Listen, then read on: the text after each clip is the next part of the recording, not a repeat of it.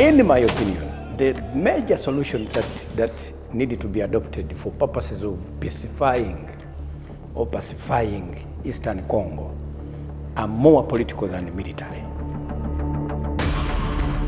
The East African Community partner states must cooperate, and that is a decision these states have to take in limine and suo moto, without being invited to do so by anybody.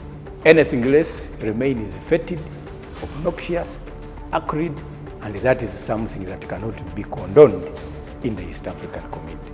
I kowtow to that kind of submission.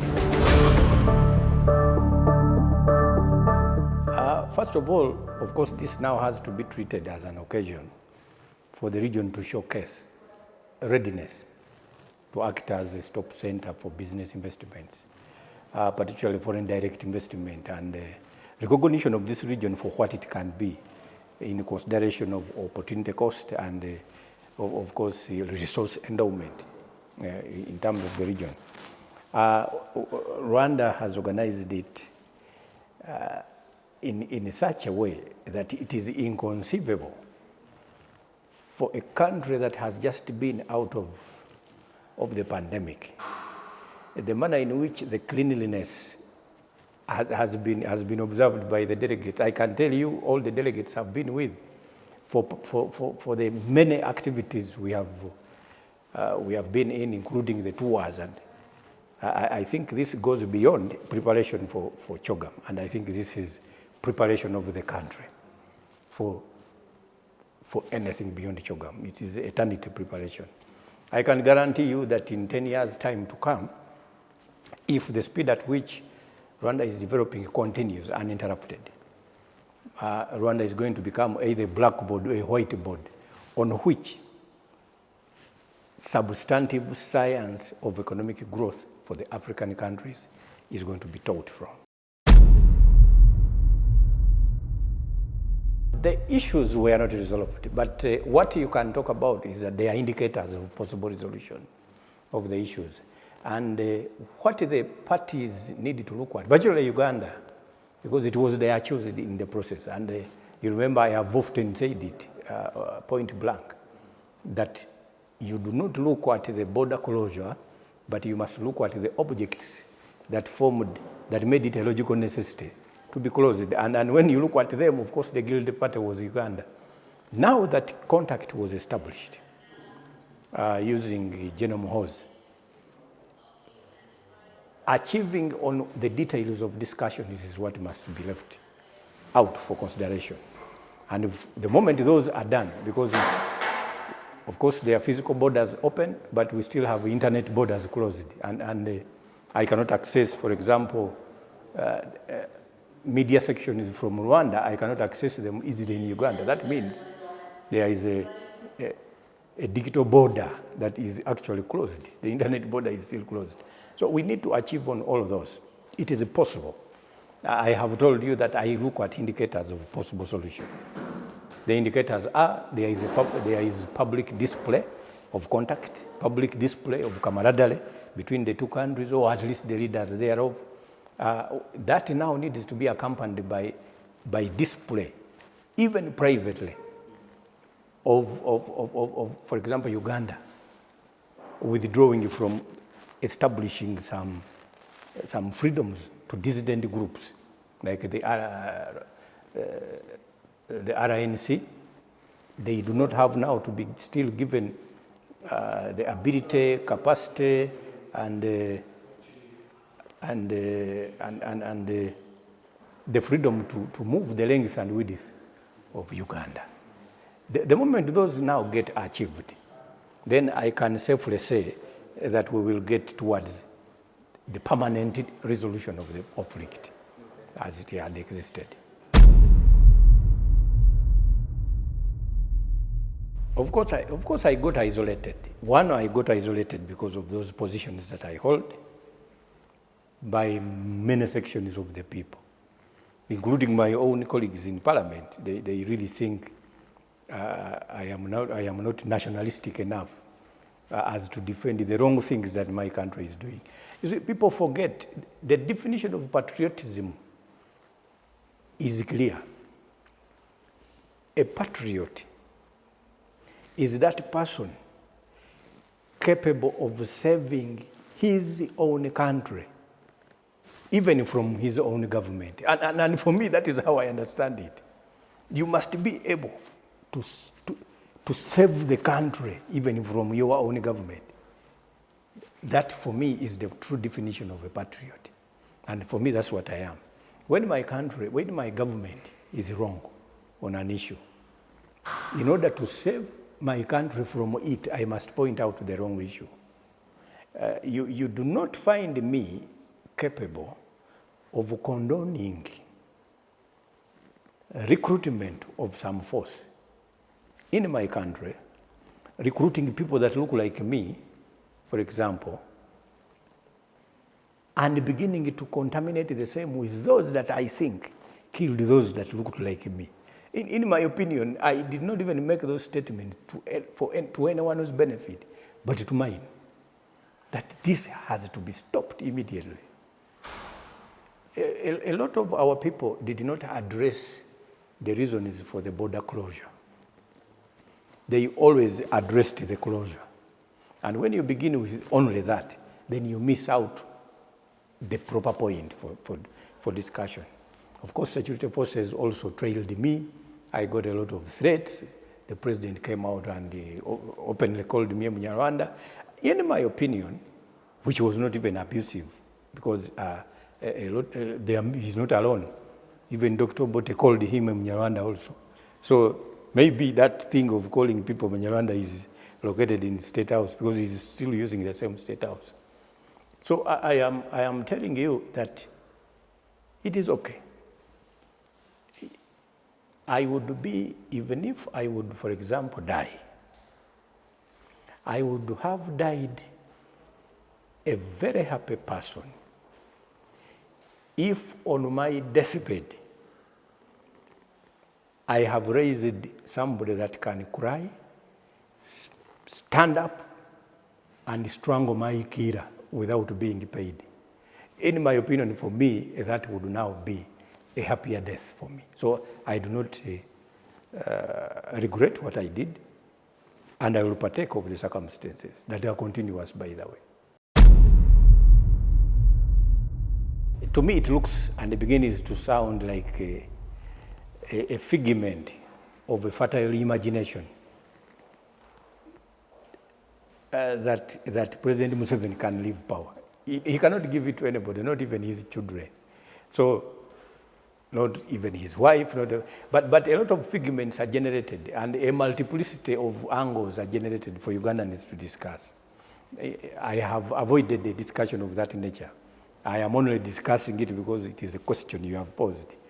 I have no problem with anybody becoming a president merely because he is a son of a president. No, there is no problem. Anybody can. In fact, if you begin banning people from positions of office merely because of who their parents are, then you are establishing a discriminatory approach that can't be guaranteed by any democratic constitution. My problem would be looking at a government sponsoring a candidate. You know, a government cannot propel a candidate chosen from a family of its leader. In my opinion, there is no democracy. If he sprouts from the population, he sprouts from factors and combinations, I do not have a problem. But what we are looking at, if it ever, of course, amounts to a candidature of some sort, to me it would be abusive.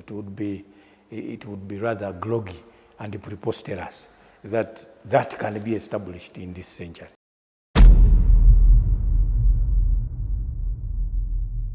You see, again, of course, that now the cataclysm that is created is usually how East African countries, and particularly African countries, are created. Whatever happens in Africa, the problem is the African countries. It is a management problem. You find that one country is running as fast as it can. Instead of others also following the footsteps by way of running, they instead chase it for the wrong reasons. And of course, that one now again brings factors and combinations that can overtake the intents and purposes for which we are cooperating.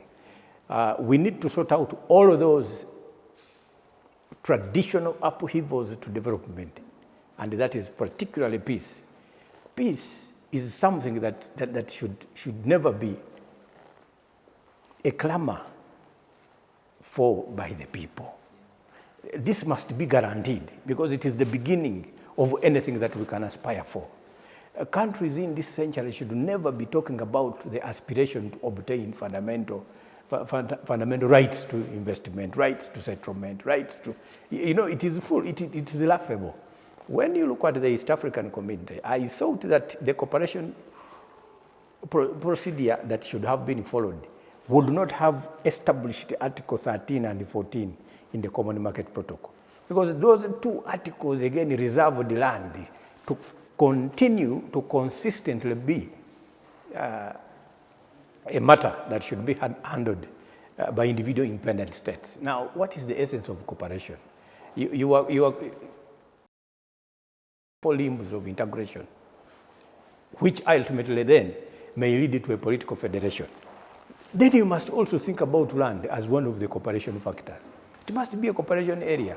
If you reserve it as a preserve of a partner state, then your cooperation becomes much more of rhetoric than substantial cooperation. Because if you have land expanses and you can't invest on them, you are showing people hills and expanses of huge lands where investments are not. That means that land as a factor of production is not carrying a price. And of course, that one returns also development. So as other countries run faster, instead of you, by way of opportunity cost, providing the land, now you retain that land.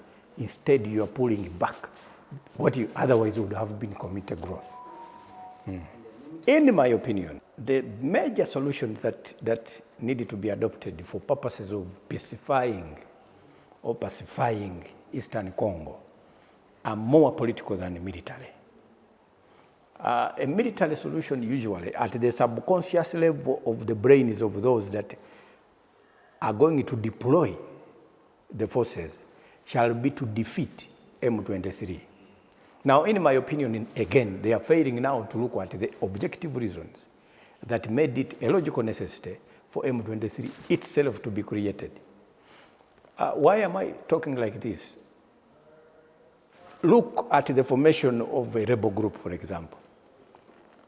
It begins by the logic that it has to be formed, the necessity that it has to be formed, the objectives for which it has to be formed, and the ability and the possibility that it can actually be established somewhere.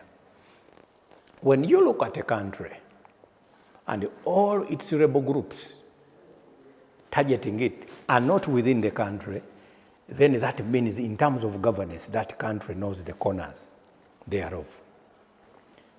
So if you look at a country and the dissident groups targeting it are all located outside that country, now look at the parameters in terms of peace and management and development in that country obtaining. Because you see, you cannot station a rebel group next to a police post, a military barracks, a central bank, a township, developed buildings. That is not where you can establish your underarches. You cannot begin training and even deploying as a rebel force in that kind of area. So usually those are located in areas where development has not got eyes. The security of a country cannot reach there. Probably there are impassable roads and the population is forgotten. Because you station a rebel group where there is possible capacity for even recruitment, feeding. Now, when you see several rebel groups, some targeting a government, others targeting foreign governments, but all located in one country, ask yourself, what is that country failing to do? So before you look at the rebel groups and targeting them, look at what that country is failing to do. So I believe that what is happening in Congo is governance. It is a governance issue. the population that feels that it is not being protected properly by government, and that population I'm talking about, the Congolese Tutsi, are not being protected by government forces, their children must be deployed to either join the national forces or form forces for protection of their lives. That is what forms the logical necessity for the establishment of M23. Therefore, it is not a terrorist group. These are freedom fighters. Now, for you, the East African community, to deploy against them with the objective reason that you must disarm them before sorting out the ideal reasons for which they were established, in my opinion, is a postponement of what is happening. It has been done before under Resolution 1798 of the UN, and its standard brigade almost flushed everybody out. Now, what explains why they are there almost in full force? It is because that was not the treatment. So, these are people, even by their own nomenclature, when you look at the name M23, you discover that these are persons that have ever been partners to an agreement with the government. So the particularities that we are entrenched in the agreement, protection of the Tutsi, because we are looking at many people. Now you will find that if they do not work on the same, even the Mbuti and the Hemalendu are also fighting. So where is Congo? When you look at people with the umbilical cord of genocide in Kigali here, the FDLR, traversing the length and width of the country, obtaining passports that are diplomatic. Others are even about to represent it in that national parliament, but fighting to come back and continue with what they think they did not conclude. No country led properly will just accept and settle for NLS. So for me, I expected the East African community, if they really would like to solve the problems in Congo, to begin looking at the politics in Congo. M23 is SPLM, but of Congo. That is what it will be. Because if we refuse to accept a population within your own population that rightfully is a citizenry, then you leave them to stay where they want to be, as a part of either that country, in terms of political dichotomy, or you make them their own country that they can govern well and stay. So the future should look like that. Congo's entry into the EAC, I have no problem with it. Probably its entry was part of the solution to its problems. Then, having entered, it should not now maintain a status as if it is not part of the East African community. It should kowtow and accede to proposals given by the majority, other than maintaining fixed positions as if it was capable of running its own self in limine. That is not going to be a matter that should be acceded to. And for me, I don't even blame them. The politicians in Congo, incidentally, are of a rare character and species. But also, the opportunistic presence of Ugandan troops in Congo needed also to be checked by the real nationals. That is the only way we will now revisit the proper reasons that should actually take us there. I do not think we ought to have gone to Congo in the first place, because I don't know whether ADF was that active. I am looking at the chronology of events that followed. One, there was substantial mechanization of the army that began by around 2017 to 2019. Then there was silence during the lockdowns pursuant to the COVID-19 episodic. Now, immediately after the opening of the economies, there was meticulous bombings in Kampala, justifiably in terms of either public opinion or published opinion.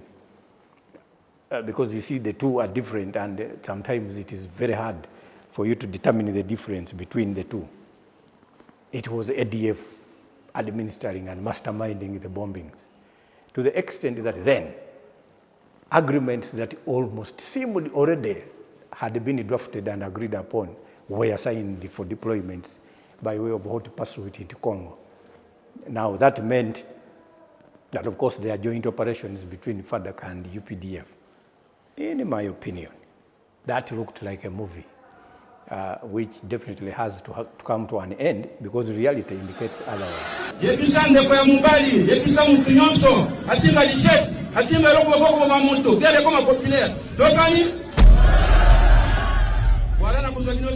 That somebody needs only to look at the size of your nose to know when you must die.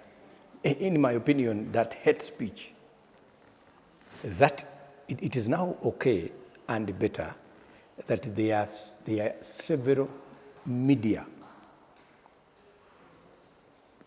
of publication with which we can be able now to understand and detect what is happening.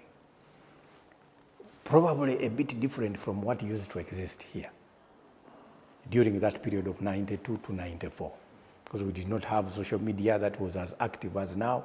Now social media, of course, it poses both a rock and a hard place, that solutions can quickly be attained in terms of diffusing that hate speech rhetoric. But at the same time, also spreading like wildfire is also a logical possibility. It is actually urgent that solutions are obtained, because these statements are not being made by fighting forces, but are made and almost facilitated by those with power. If that is not handled as quickly as practicable, we are again going to experience, of course, another type of genocide, for which I am sure those that should have solved it but did not will now offer apologies in the next and the coming period of time. That will be very devastating. I can tell you, you see, that would now have been what we call in the English language, what we call a blitzkrieg, where, for example, the population now would receive an attack from all sides without knowing what would have been the possible solution to any. All these countries are unique in terms of their relationship and historicity. The difference between Rwanda and Uganda is just in terms of the names, but the rest is clearly almost similar in terms of the population, because you can speak on your phone and whoever you pass by will understand what you are saying from Kigali to Kampala. They will keep knowing what you are talking about. And clearly that obviously would have been a raw material for further and better cooperation. So what you are looking at here is a signal that our leaders should take, indicating to them that it is impossible to disagree, and that it is only better and safer for them to cooperate. Because in the event, because what is happening in the Congo DRC, sometimes you find that the pen holders are also answerable. You look at MONUC, probably substantially, of course, the United Nations Security Council. It usually now adopts material to do with the solutions to the Congo DRC using a slumberland approach. They just wake up by way of fire brigade tactics to stopping what is happening. But when you want now them to establish mechanisms that can solve problems in Congo that are likely to spill over to all the other countries, you do not see them.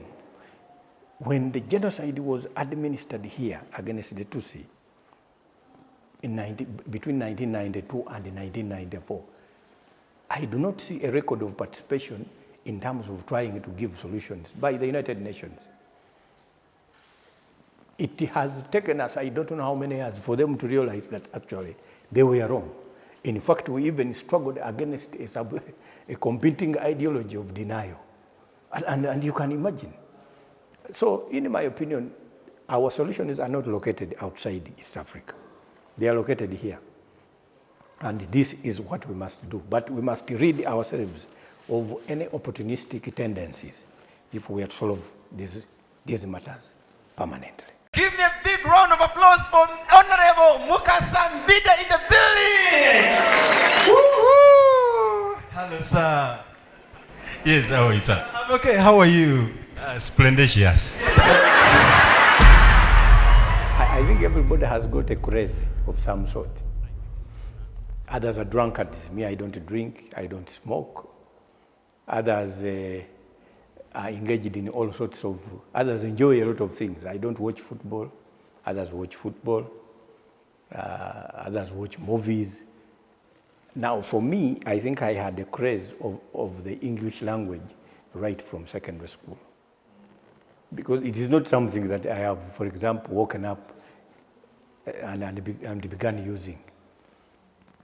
It was a craze of some sort. Otherwise, I did not know English up to primary 5. We only started speaking English when we were told that PLOE is going to be produced in the English language. That is now when we began also to scramble for dictionaries and begin to learn this and that.